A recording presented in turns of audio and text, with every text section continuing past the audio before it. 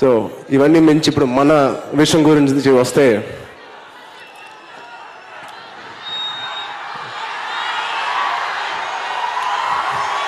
నిజంగా డాడీ లేని లోటు లేనే, అది నిజంగా నాకు అనిపిస్తుంది. బట్ కలం బాబాయ్ ఆ స్థానంలో కూర్చుని వాళ్ళ డాడీ లేని లోటు మనందరికీ తీర్చాడు.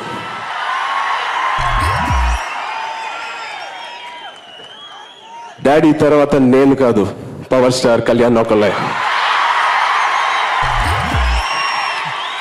డాడీ టాప్ పొజిషన్లో ఉన్నప్పుడు ఎవరి మాట వినకుండా, ఎవరి మాట పట్టించుకోకుండా, కేవలం కష్టపడి ఎవ్రీ డే షూటింగ్ తప్ప వేరే ధ్యాస లేకుండా ఉన్నప్పుడు వెనకాల డాడీ వెనకాల ఒక గజ స్తంభం లాగా, ఒక పర్వతం లాగా, ఒక పవర్ఫుల్ ఫోర్స్ లాగా కళ్యాణ్ బాబాయ్ నుంచునేవాడు.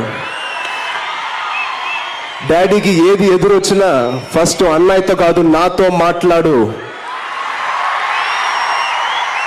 నాతో మాట్లాడితే చాలు, ఆయన వరకు వెళ్ళక్కర్లేదు అనే ఒక ఆరా వెనకాల కళ్యాణ్ బాబాయ్ క్రియేట్ చేశాడు.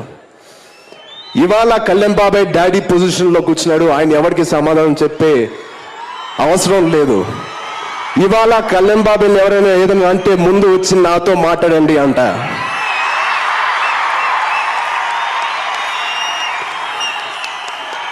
ఈ ఆడియోకి బాబాయ్ వచ్చాడు, మా అందరికి చాలా ఆనందంగా ఉంది, మీకు కూడా చాలా ఆనందంగా ఉంది. బట్ ఈ విషయంలో ఒకటి నేను చెప్తున్నాను, ఎవరికి చెప్తున్నా అనేది మీకైతే కాదు.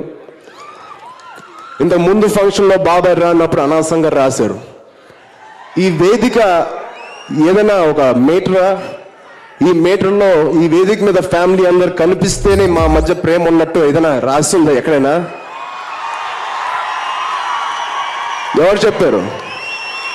నాకు తెలుసు మా ఇద్దరి మధ్యన ఎలాంటి రిలేషన్ ఉందో, బాబాయ్కి తెలుసు బాబాయ్కి వాళ్ళ అన్నయ్య మధ్యన ఎలా రిలేషన్ ఉందో, మా అందరికీ తెలుసు మా మధ్యన ఎలాంటి రిలేషన్ ఉందో. నా నెక్స్ట్ సినిమా ఆడియోకి బాబాయ్ రాకపోవచ్చు, బోల్డ్ కారణాలు ఉంటాయి రాకపోవడానికి. బట్ అది ఒక రీజన్గా తీసుకుని మీడియా అది రాయడం చాలా తప్పు. బట్ రాసిన ఇప్పుడు నాకు ఎంట్రుక.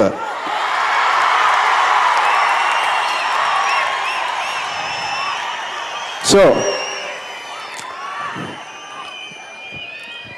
బై ద వే, ఎవరికి సమాధానం చెప్పకూడదని నాకు చెప్పింది నా కళ్యాణ్ బాబాయ్.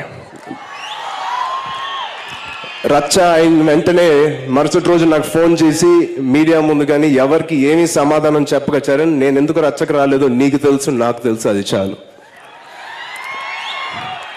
సో నేను ఎందుకు ఇవాళ ఈ టాపిక్ ఎత్తానంటే మెగా ఫ్యాన్స్కి తెలియాలని నేను ఎత్తాను తప్ప మమ్మల్ని అందరినీ ఎవరు విడగొట్టలేరు. ఒక పత్రిక, ఒక టీవీ ఛానల్ విడగొట్టే 35 సంవత్సరాల బంధం ఎవరు విడగొట్టలేడు. సో